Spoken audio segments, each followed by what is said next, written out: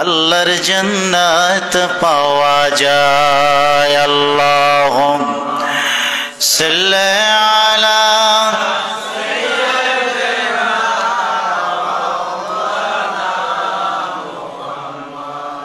ওয়া আলা আলি সাইয়্যিদিনা।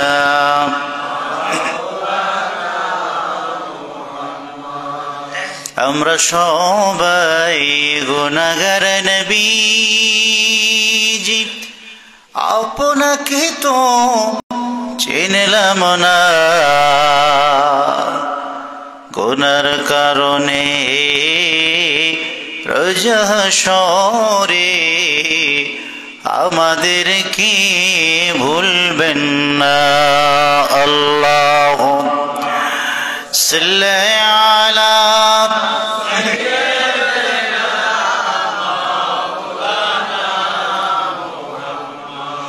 ওয়া আলা আলি সাইয়্যিদিনা।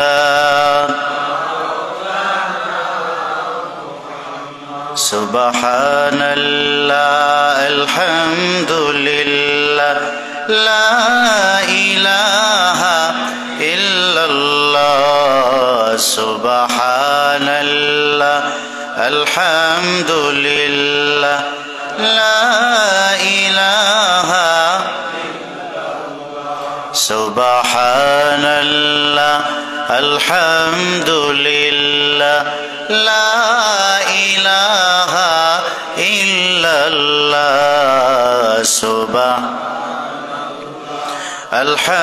আলহামদুলিল্লাহ, লা ইলাহা। অসীম দয়ার সাগর তুমি, ধনী দরিদ্র বানাও তুমি। অসীম দয়ার সাগর তুমি, কঠিন বিপদে আপন তুমি।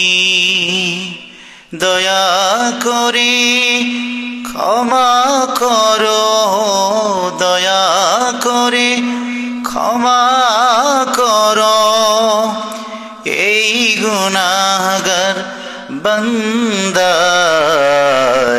সুবহানাল্লাহ, আলহামদুলিল্লাহ, লা ইলাহা। সুবহানাল্লাহ, আলহামদুলিল্লাহ, লা ইলাহা ইল্লাল্লাহ। সুবহানাল্লাহ।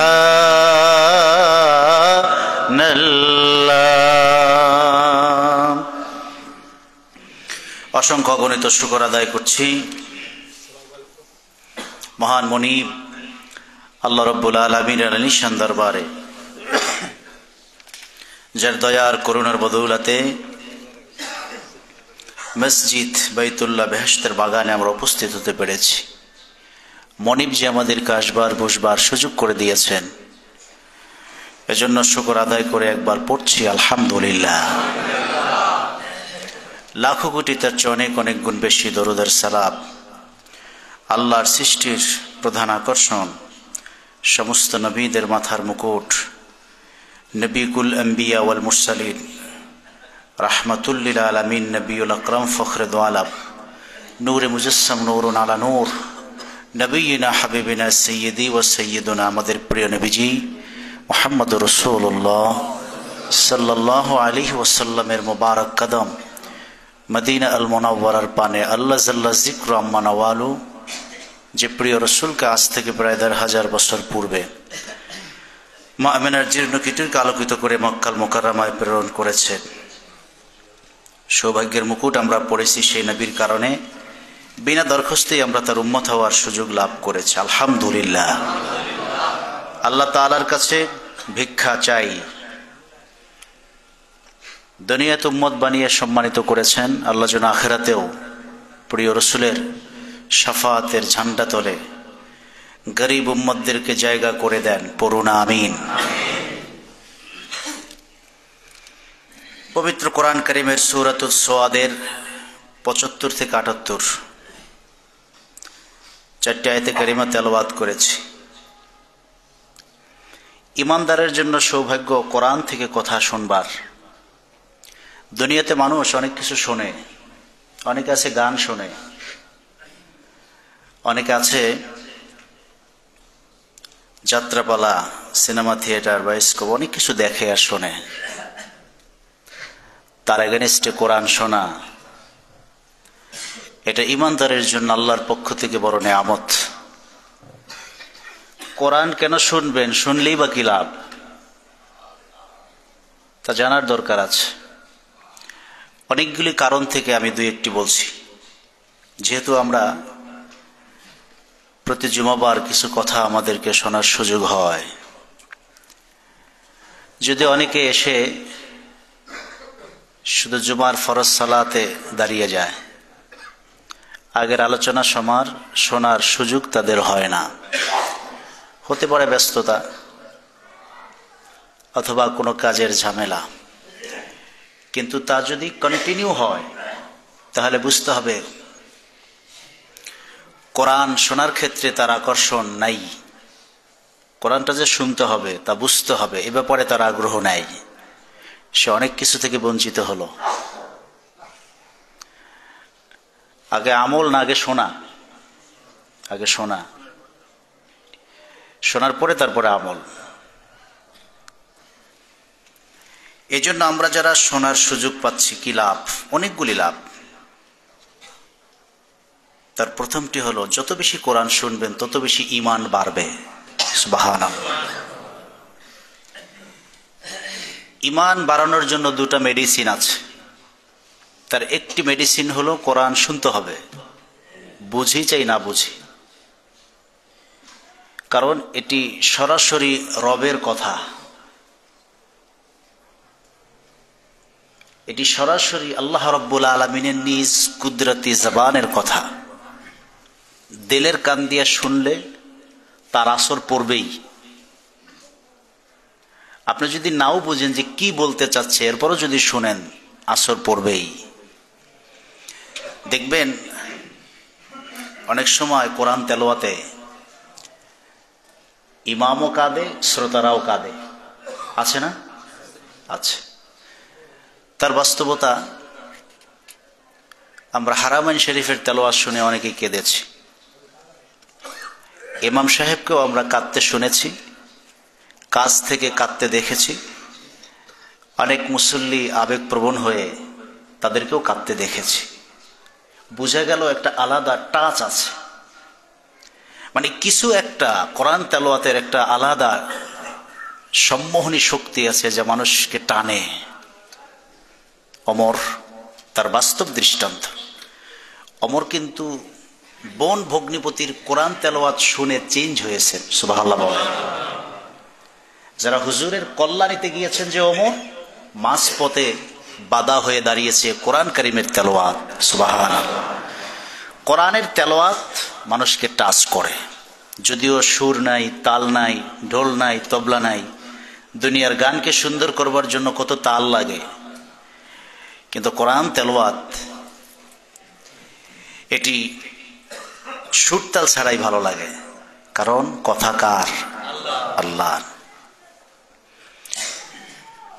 তো এজন্য কোরআন তেলাওয়াত শোনার অন্যতম প্রধান ফায়দা হলো, যত বেশি শুনবেন তত বেশি ঈমানের নূর, ঈমানের শক্তি, ঈমানের পাওয়ার বাড়তেই থাকবে। সুবহানাল্লাহ। এই যে বলেন দিন ভালো লাগে না, ইসলাম ভালো লাগে না, ইসলামী কার্যকলাপ ভালো লাগে না, কারণ কি? কারণ হলো ঈমানে মরিচিকা পড়ে গেছে। যেই লাইট দিয়ে আপনি পথ আলোকিত করে হাঁটবেন, সেই লাইটের সামনে যে কাঁচ আছে, গ্লাস আছে, তা যদি ময়লা হয়ে যায় তাহলে রাস্তা পরিষ্কার করবে না, আস্তে আস্তে ঘোলাটে হয়ে যাবে। বোঝা গেল কাজটা পরিবর্তন করতে হবে। আলো ঠিকই আছে, কিন্তু দেখার যে কাজ সেটা ভালো নাই। কলব ঠিকই আছে, কিন্তু কলবে যে মরিচিকা পড়ে গেছে, কলবের ভিতরে যে ময়লা পড়েছে, জং ধরেছে, এজন্যই কলব দিয়ে যেটা ভালো লাগার সেটা ভালো লাগে না, যেটা দেখবার তা দেখে না, যতটুকু ভালো লাগার ততটুকু ভালো লাগে না। মুখ তো একটাই, কিন্তু এই মুখে কারো কাছে কোনো জিনিস তিতা লাগে, কারো কাছে কোনো জিনিস মিষ্টি লাগে। বোঝা গেল মুখের দোষ না, ভিতরে রোগ আছে। এই রোগের কারণে এরকম হয়।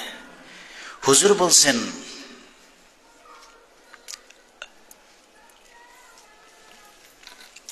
যে বনি আদমের কাল্ব, তার উপরে শয়তান চুঙ্গল মেরে বসে থাকে।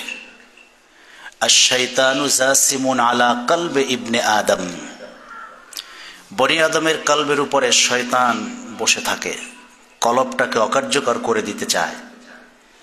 ফাইজা যাকারাল্লাহ খানাসা, যখন সে জিকির করে, সালাত পড়ে, তেলাওয়াত করে, শয়তান কলব থেকে দূরে চলে যায়। সুবহানাল্লাহ।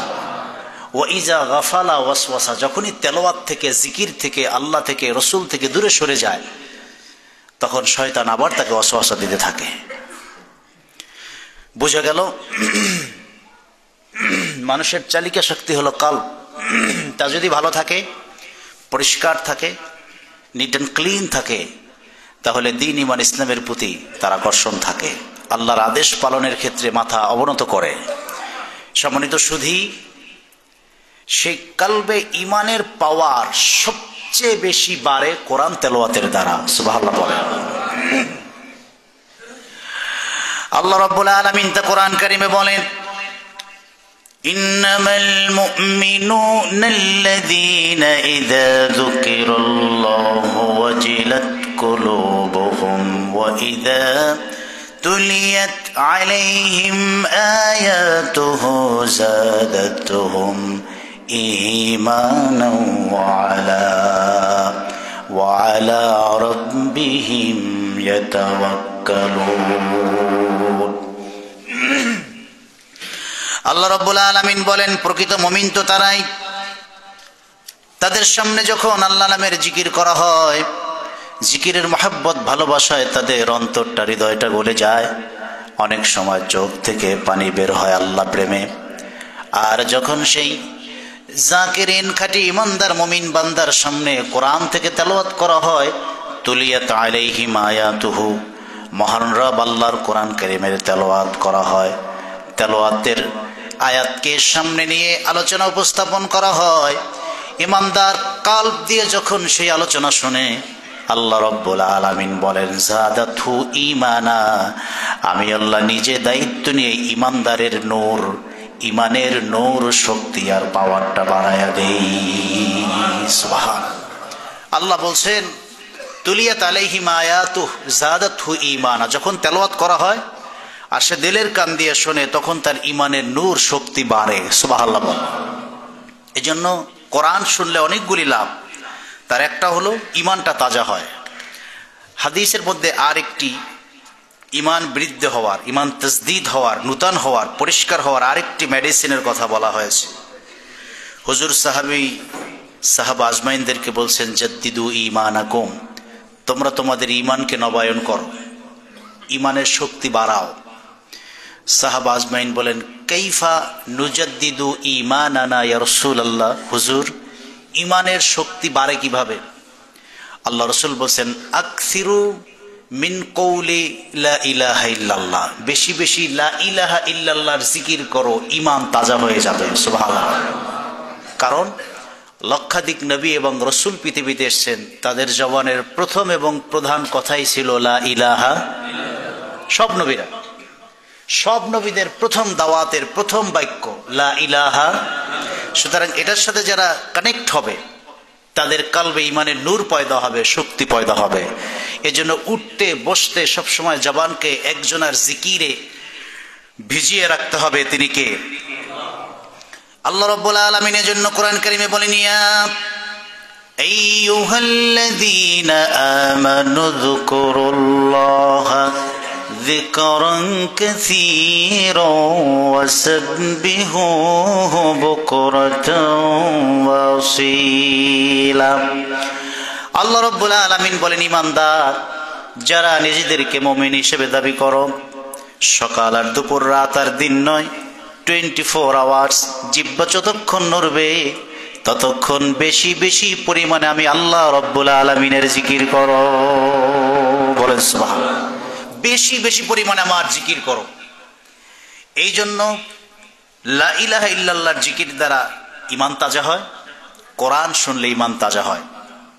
দ্বিতীয় নাম্বার, কোরআন কারীম শুনলে আরেকটি ফায়দা হলো, কিয়ামতের মুসিবতের ময়দানে যখন সব আপনজন পালিয়ে যাবে, ডানে বামে সামনে পিছে তাকায় দেখবেন কেউ নাই, বরং আপনজন কেউ যদি আপনাকে দেখে, আপনি যদি কাউকে দেখেন, একজন আরেকজনের কাছ থেকে পালাবার চেষ্টা করবে। চিন্তা করবে, যদি আজকে আমার কাছে কেউ নেকি চেয়ে বসে, আমার নিজের অবস্থাই তো ভালো না, এই জন্য পিতা সন্তান থেকে পালাবে। যাদের জন্য আমরা এত কিছু করি, সন্তানরা ভালো খাক, ভালো চলুক, এই জন্য মানুষ সুদ খায়, ঘুষ খায়, বহু অন্যায় মানুষ করে, 2 টাকা বেশি উপার্জন করে। কেন? আপনি আমি তো থাকবো না, যাদের জন্য উপার্জন করলেন তারাই তো ভোগ করবে। আমরা যা করছি হালাল করলে হালাল, আর যদি হারাম পন্থায় আমরা কিছু করে থাকি তা কি পুরোটা আমরা ভোগ করতে পারবো না, বরং কিয়দংশ আপনি যতটুকু খেয়ে গেলেন, পড়ে গেলেন, এই তো এতটুকুই আপনি ভোগ করতে পারলেন। আজকে মারা যাবেন, ব্যাংক ব্যালেন্স অফ। আজকে মারা গেলেন, যে বাড়িটা কষ্ট করে করেছেন তাও আপনার না। আজকে মারা গেলেন, বরং পর মুহূর্ত থেকেই আপনাকে কবরস্থ করার আগেই সন্তান প্রিয়জনের হিসাব নিকাশ শুরু হয়ে যায়। আমি কি পাইলাম, আমি কত টাকা পাবো, আমার ফ্ল্যাট কোনটা। তাহলে দেখেন, যারা এতটা স্বার্থপর, যাদের জন্য আমরা এত কিছু করলাম, কিয়ামতের মুসিবতের ময়দানে তারা বাবাকে দেখলে সন্তান পালাবে, সন্তানকে দেখলে বাবা পালাবে। ইয়াউমা ইয়াফিরুল মারউ মিন আখিহি ওয়া উম্মিহি ওয়া আবিহি ওয়া সাহিবাতিহি ওয়া বানি। প্রত্যেকে প্রত্যেকের কাছ থেকে দূরে সরে যাবে। প্রত্যেকে চিন্তা করবে, আজকে আমি যা করেছি তা দিয়ে আমি পার পাবো কিনা। সেই কঠিন বিপদে কোরআন কারীম আমাদের প্রত্যেকের বন্ধু হয়ে যাবে। সুবহানাল্লাহ বলুন। কথাগুলি গল্পের মতো মনে হলেও এগুলো বাস্তব কথা, দিনের কথা, ইসলামের কথাই বাস্তব। আমাদের কাছে কঠিন মনে হয় অনেক সময়। কি বলেন, মিথ্যা ছেড়ে দিতে হবে? কি বলেন, ঘুষ ছেড়ে দিতে হবে? এত কঠিন কাজ কিভাবে সম্ভব? মানে আমাদের কাছে এগুলো অবাস্তব মনে হয়, কঠিন মনে হয়, কিন্তু এগুলিই বাস্তব। এগুলি চরম বাস্তবতা আমাদের স্থায়ী জীবনের জন্য। আমরা যেটাকে বাস্তব মনে করি তা হলো ক্ষণস্থায়ী জীবন। আজ আছি, কাল নেই, এই আছি, এই নাই, এর জন্যই আমরা যা কিছু করছি তা বাস্তব মনে করছি না। বাস্তব হলো ওয়ালাল আখিরাতু খায়রুল লাকা মিনাল উলা। যিনি চাইলে 1 সেকেন্ডের কম সময় মক্কা মদিনার পাহাড়গুলি স্বর্ণ হয়ে যার পায়ের কাছে আসতো, তিনি বলছেন, না, এ দুনিয়াটা আমার কাছে কিচ্ছু না, আখিরাতটাই আমার কাছে আসল জায়গা। সুবহানাল্লাহ। তিনি বাস্তব চিনেছেন, আসল চিনেছেন। আমরা আসল হিসাবে যা চিনি তা নকল। আমরা আপন, আসল, প্রিয় মনে করে যাকে কাছে টানছি তা নকল, তা আমি, তা আমরা। প্রিয় রাসূল এই দুনিয়ার এই বাস্তবতাকে এক পাশে করে দিয়ে, যেটি বাস্তব, তা আখিরাত, তা কবর, তা হাসর, তা মিজান, তা আপন করে নিয়েছেন। সুবহানাল্লাহ। প্রায় আমি বলি, পা মোবারক ফুলে যেত সালাত আদায় করতে করতে। তার কোনো প্রয়োজন ছিল না প্রিয় নবী, কারণ তিনি ছিলেন আজন্ম মাসুম, আল্লাহর পক্ষ থেকে জান্নাতি হয়ে পৃথিবীতে এসেছেন। আম্মা জান আয়েশা বড় অবাক হয়ে বলেছেন, লিমা সানাতা হাযা ইয়া রাসূলুল্লাহ, রাত ভর দাঁড়িয়ে দাঁড়িয়ে কেন সালাত আদায় করে করে পা মোবারক আপনি ফুলিয়ে দিয়েছেন? অথচ আপনাকে ক্ষমা করে দেওয়া হয়েছে। রাসূল বললেন, আয়েশা, এইটা অবাস্তব দুনিয়া, বাস্তব হলো আখেরাত। সে আখেরাতের পিছনে এক আমল করে আমি আমার আল্লাহর প্রিয় বান্দা হতে চাই। সুবহানাল্লাহ। কি জবাব! যে তোমরা যেটাকে বাস্তব মনে করছো এটা বাস্তবতা নয়, এটা ক্ষণস্থায়ী জীবন। আমি আমার স্থায়ী বাড়ির জন্য, রবের প্রিয় বান্দা হওয়ার জন্য কিছু আমল করে যাচ্ছি। সুবহানাল্লাহ। সুতরাং সেই আখেরাতের জন্য উপার্জন করাই হলো একজন মুমিনের প্রধান লক্ষণ। আপনি তা কাউন্ট করতে পারেন, আমি এই পর্যন্ত কি কি করলাম, লিস্ট করতে পারেন। কি পরিমাণ নফল সালাত আদায় করেছে, কি পরিমাণ দান সাদাকা করেছে, কি পরিমাণ নেক আমল করেছে, কি পরিমাণ সততার জীবন যাপন করেছে, সংসার পরিচালনার ক্ষেত্রে আমি কতটুকু সততার পরিচয় দিয়েছি, আমার উপার্জনটা কতটুকু হালাল, তা এখনই নোট করার বিষয়। যদি সেই নোটটা আপনি প্রপারলি করতে পারেন তাহলে খাঁটি তওবাও করতে পারবেন, তাহলে ইস্তেগফার করতে পারবেন। দেখবেন চোখে পানি আসবে যে আমি তো এই অন্যায়গুলো করে ফেলেছি, আমার তো অনেক বেশি, এজন্য অনুশোচনা করা দরকার। আর কোনো হিসাব নিকাশ না থাকলে জীবন চলছে তো চলবে, সেখানে পাপের অভয়ারণ্য তৈরি হবে, অপরাধের অভয়ারণ্য তৈরি হবে, যেখানে অনুশোচনার কোনো জায়গায় অবশিষ্ট আর থাকবে না। আমরা দেখি বহু মানুষ মদ পান করতে করতে মারা যায়, আছে না নাই? আচ্ছা, বহু মানুষ জীবনের শেষ প্রান্তে পৌঁছে গেছে, এখনো নামাজটা ধরে নাই। বহু মানুষ অর্থবিত্তের সম্পদে অনেক উপরে চলে গেছে, এখনো হজটা করে নাই। আমি জানি না হিসাব নিকাশটা কি। যোগ বিয়োগ তো মানুষের জীবনের প্রতিদিন হয়, আখেরাত কেন্দ্রিক আমাদের জীবনের যোগ বিয়োগ কি, তার রেজাল্ট কি, আপনি কি দাঁড় করিয়েছেন বলেন, জীবনের ছকটা কিভাবে তৈরি করেছেন। মৃত্যু তো প্রতি মুহূর্তে আমাদেরকে সবল দিচ্ছে। ফিলিস্তিনে যদি প্রতিদিন 300 মরতে পারে, তো আমরা কেন নয়, আমি কেন নয়? নিজেকে প্রশ্ন করলেই তো জবাবটা ইজি হয় যে আমার একটা ডিস্টেন্সে একটি মুসলিম রাষ্ট্র ফিলিস্তিন, সেখানে যদি প্রতিদিন 300-400 মুসলমান শহীদ হতে পারে, আমি কেন নয়? আপনি কি এমন নেক আমল করে আল্লাহকে সন্তুষ্ট করে ফেলেছেন যে আল্লাহ আপনাকে বাঁচিয়ে রেখেছেন, আমাদেরকে বাঁচিয়ে রেখেছেন? এজন্য বলি, ইমানদার প্রতি মুহূর্তে তার জীবনের হিসাবটা মিলাবে আখেরাতকে কেন্দ্র করে।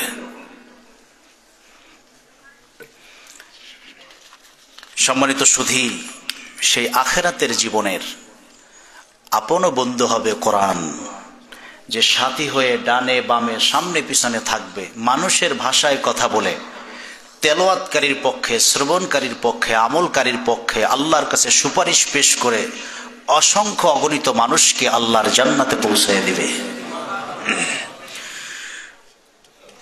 আল্লাহর হাবিব তার নূরের জবানে বলেন, ইয়াশফাউ ইয়াউমাল কিয়ামাতিল কোরআন, কিয়ামতে কোরআন আল্লাহর দরবারে সাক্ষী দিয়ে বলবে, আয় রাব্বি মানাতুহুন নাওম বিল্লাইল ওয়ান নাহার, দিনের বেলা রাতের বেলা তাদেরকে বলেছিলাম কম ঘুমাও, কাজের ভিতরে ব্যস্ততা কম দেখাও, বরং আমি কোরআনের তেলাওয়াত শোনো, আমাকে দিয়ে জীবনটা গড়ো। আয় আল্লাহ তাআলা, যারা আমার কথা শুনে কোরআন শুনেছে, আমাকে দিয়ে জীবন গঠন করেছে, আজকের এই কিয়ামতের মুসিবতের ময়দানে তাদের পক্ষে সুপারিশ করছি, তাদের গুনাহ মাফ করো, জান্নাতে দাও। আল্লাহ রাব্বুল আলামিন সঙ্গে সঙ্গে কোরআন কারীমের সুপারিশ কবুল করবেন। ফায়াশফাউহুমুল্লাহ ফায়াদখুলুহুমুল্লাহুল জান্নাহ, গোলামদের জীবনের গুনাহ মাফ করে কোরআনের সুপারিশে তাদেরকে জান্নাতে ঢুকাইয়া দিবে। বলেন সুবহানাল্লাহ। কোরআন শুনলে ঈমান বাড়ে, কোরআনের সাথে লেগে থাকলে কোরআন সুপারিশ করে বান্দাকে জান্নাতে পৌঁছায় দেয়। কোরআন শোনার দরকার আছে না নাই? আমরা আজকে শুনেছি সূরাতুস সাওয়াদ থেকে 75 থেকে 78 নং আয়াত। এই আয়াতে কারিমার সামনে নিয়ে আজকে আলোচ্য বিষয় পৃথিবীর প্রথম পাপ। মানুষ তো অসংখ্য অগণিত পাপ করে, পৃথিবীর প্রথম পাপ কোনটা? যার সাথে আমাদের প্রতিনিয়ত একটা সম্পর্ক আছে, আমরা সেই পাপটা করছি। পৃথিবীর প্রথম পাপের নাম হলো অহংকার। পৃথিবীর প্রথম পাপের নাম কি? অহংকার। এটাই পৃথিবীর প্রথম পাপ, যেটা ফেরেশতাদের মধ্যে গড়ে ওঠা, ইবাদত দিয়ে জীবনটা ভরপুর করে নেওয়া ইবলিস এই পাপটি করেছে। আপনি অবাক হবেন, আমরা তো পাপের সমাজে বাস করি। ইবলিসের বসবাস ছিল ফেরেশতাদের মধ্যে, এবং আমল করতে করতে সে ফেরেশতাদের সর্দার হয়েছে। এইরকম একটি পরিবেশে থেকে পৃথিবীর প্রথম পাপটা করেছে। আর এই পাপ করার পর কি কি হারিয়েছে? আল্লাহর রহমত থেকে বঞ্চিত হয়েছে, জান্নাত থেকে চিরস্থায়ীভাবে বঞ্চিত হয়েছে, এবং জীবনের প্রতিটি মুহূর্তে আল্লাহর লানতের মধ্যে অবস্থান করছে। অহংকারের একটি পাপের এগেনস্টে রহমত থেকে বঞ্চিত হলো, জান্নাত থেকে আল্লাহ বের করে দিলেন, চিরস্থায়ী লানতে তাকে আবদ্ধ করে রাখলেন। বুঝা গেল অহংকারের পাপটা ছোট না বড়? যেটা বলেন বড়, অনেক বড়। অহংকার নাই এরকম মানুষই নেই। টাকার অহংকার, বাড়ির অহংকার, গাড়ির অহংকার, সুন্দরের অহংকার, চেয়ারের অহংকার, ক্ষমতার অহংকার, দাম্ভিকতা ছাড়া মানুষই নেই পৃথিবীতে। অথচ পৃথিবীতে সর্বপ্রথম যে কারণে ফেরেশতাদের সর্দার, জান্নাতি পরিবেশে বড় হওয়া ইবলিস সামান্য একটা অহংকারের কারণে জান্নাত হারালেন, রহমত হারালেন, আল্লাহ থেকে ছিন্ন হয়ে গেলেন, এবং এখন পর্যন্ত হাসর পর্যন্ত, কিয়ামত পর্যন্ত, হাসরের ময়দানে জাহান্নামে থাকা পর্যন্ত লানতের মধ্যে থাকবে। দৃশ্যটা ছিল এরকম। আল্লাহ রাব্বুল আলামিন নিজ হাতে আদমকে তৈরি করলেন।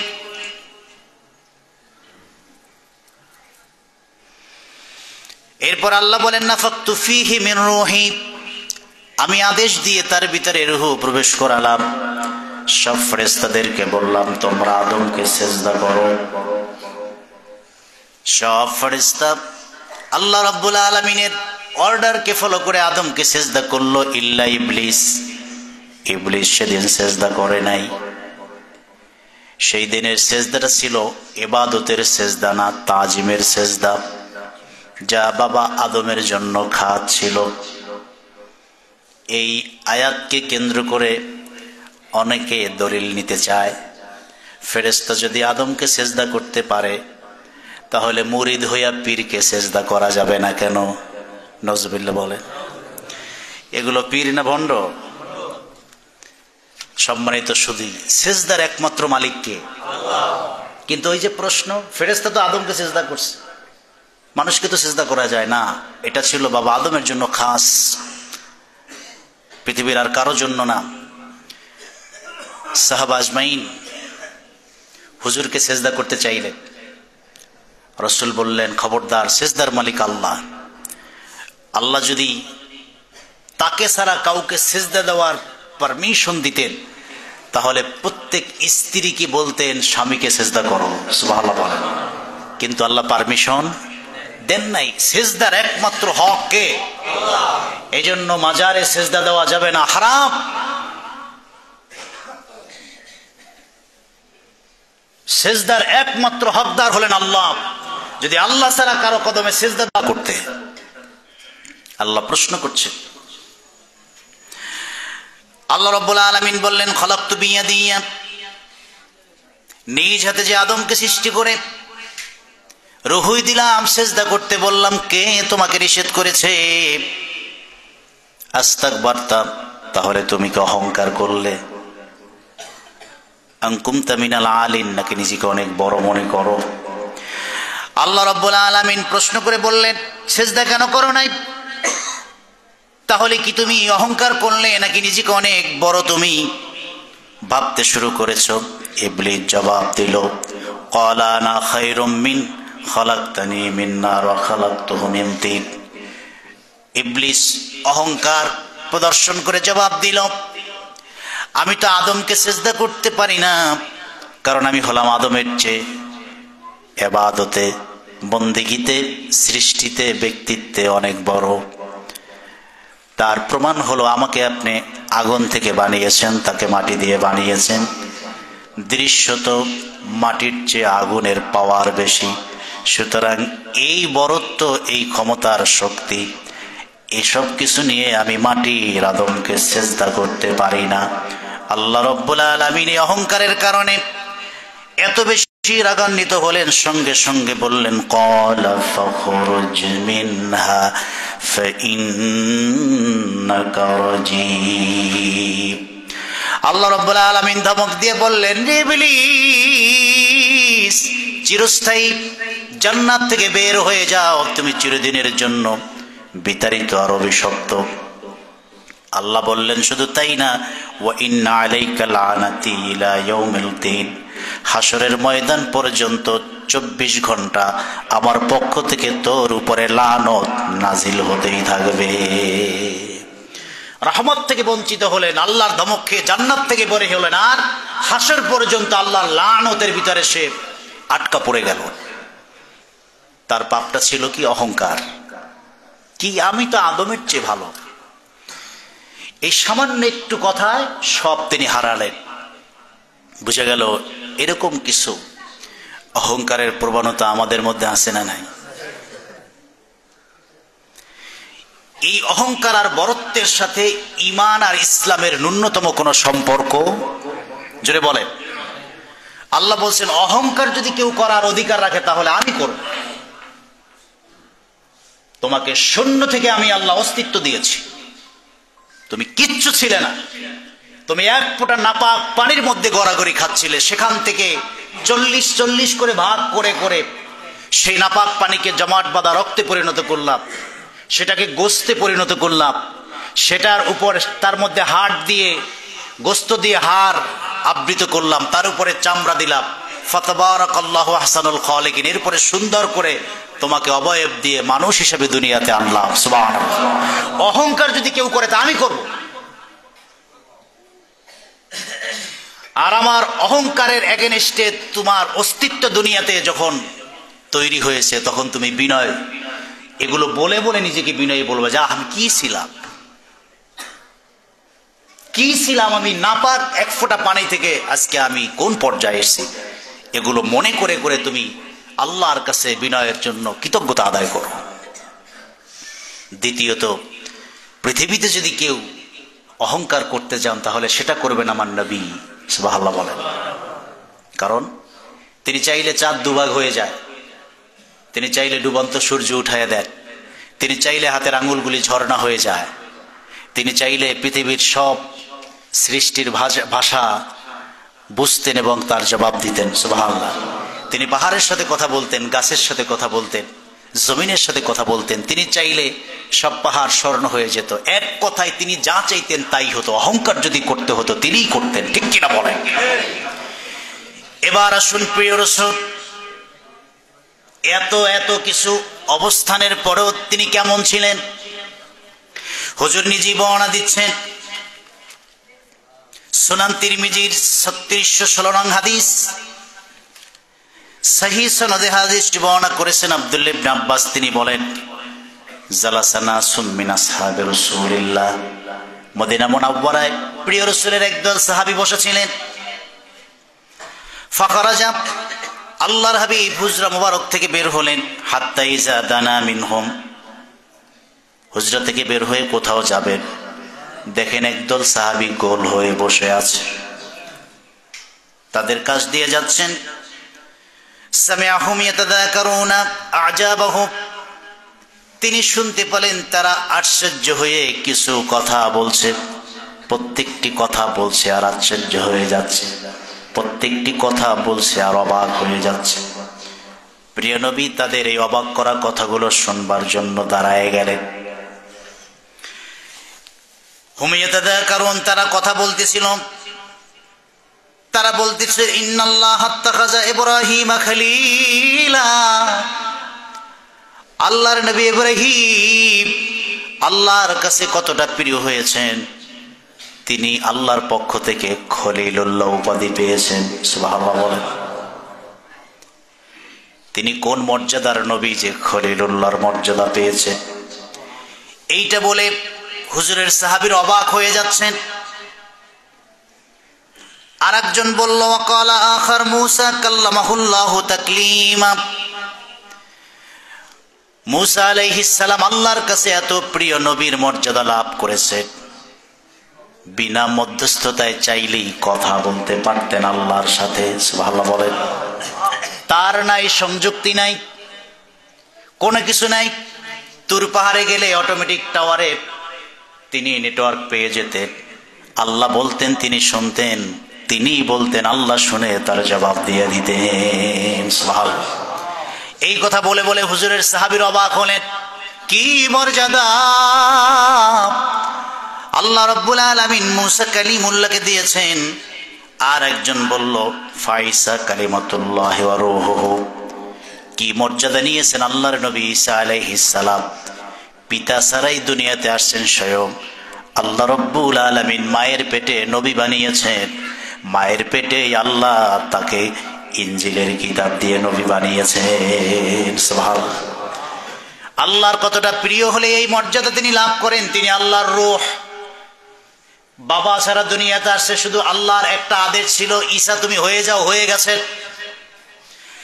এই জন্য ঈসা নবীর জীবন আলোচনা করে তারা বড় অবাক হয়ে গেল।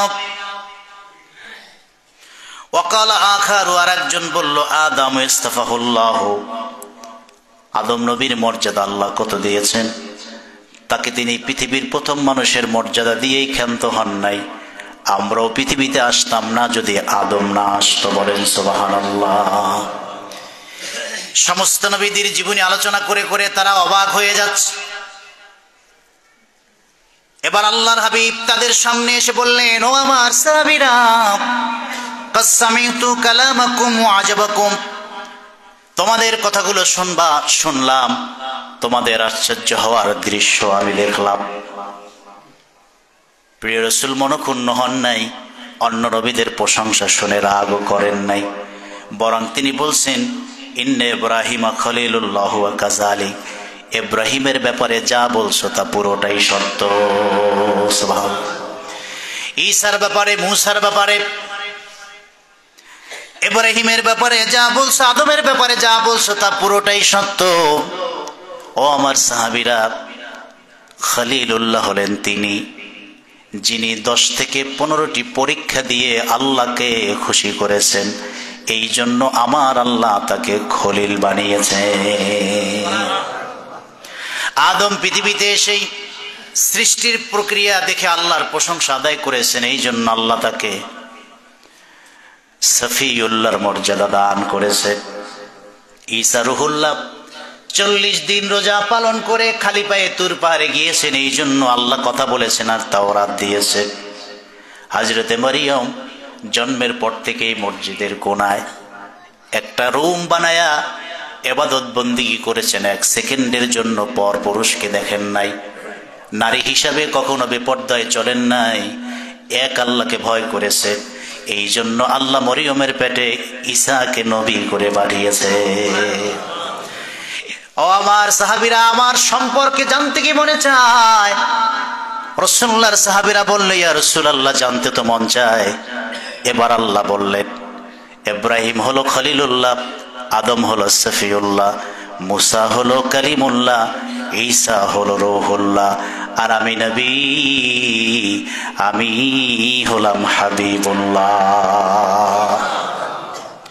আমি আমার রবকে কনভিন্স করে কোনো লকব পেতে চাই নাই, বরং আমার মালিক আল্লাহ। আমি রাসূলুল্লাহকে এত বেশি ভালোবাসেন, সব নবীর আল্লাহকে খুশি করে লকব পেয়েছেন, স্বয়ং আমার আল্লাহ আমাকে খুশি করবার জন্য আমাকে হাবিবুল্লাহ বানিয়েছেন। বলেন সুবহানাল্লাহ। হাবিবুল্লাহ হলো যাকে আল্লাহ নিজে ভালোবাসেন, খলীলুল্লাহ হলেন যারা আল্লাহকে ভালোবাসেন, আমার আল্লাহ আমাকে এতটা ভালোবাসে, আমি ঘুমিয়ে থাকলে ডাক দিয়ে ঘুম থেকে জাগায় দেন। সুবহানাল্লাহ বলেন। আল্লাহ কোরআন কারীমে বলেন, ইয়া আইয়ুহাল মুযাম্মিলু কুমিল লাইলা ইল্লা কালিলা।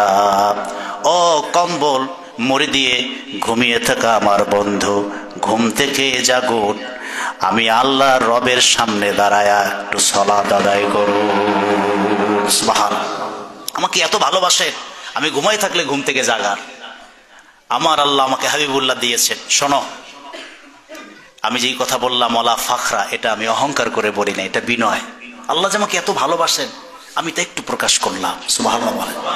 তিনি কিন্তু এটা অহংকার করে বলতে পারতেন, জানো আমি কে, তা তিনি বলেন নাই। বরং এই কথা বলার পরে তিনি বলছেন ওয়ালা ফাখরা, আমি এটা ফখর করে বলি নাই। শুধু এটাই আমার পরিচয় নয়, হুজুর বললেন ওয়ানা হামিলুল লিওয়াইল হামদি ইয়াউমাল কিয়ামা, কিয়ামতের ময়দানে আল্লাহ রাব্বুল আলামিন সব নবীদেরকে এক জায়গায় দাঁড় করাবেন, বড় একটা উঁচু জায়গা বানাবেন, সেই উঁচু জায়গাটায় আমাকে দাঁড় করিয়ে আমার হাতে একটা পতাকা দিবেন। এই পতাকার তলে আদম দাঁড়াবে, ঈসা দাঁড়াবে, মূসা দাঁড়াবে, সব নবীরা দাঁড়াবে, কিন্তু সম্মানের পতাকাটা আল্লাহ আমার হাতে তুলে দিবে। হুজুর বলছেন ওয়ালা ফাখরা, এটা আমি অহংকার করে বলছি না, এটা আমি বিনয় থেকে বলছি। আল্লাহর হাবিব বললেন শুধু তাই না, ওয়ানা আউয়ালু শাফিন ওয়া আউয়ালু মুশাফফা ইয়াউমাল কিয়ামা, কিয়ামতের মুসিবতের ময়দানে হিসাব নিকাশ যখন শুরু হবে, আদম থেকে ঈসা সব নবী সিজদায় পড়ে কাঁদবেন। আদম বলবেন গন্ধম খেয়েছে, আজকে তো ধরা পড়েই যাব। ঈসা বলবেন মানুষ আমার ইবাদত করেছে, আমাকে আল্লাহর ছেলে বলেছে। মূসা বলবেন আমি একজন কিপ্তিকে হাতের আঘাত দিয়ে হত্যা করেছিলাম, আল্লাহ আমাকে হত্যাকারীর বিচারের আওতায় ফেলে দিবেন।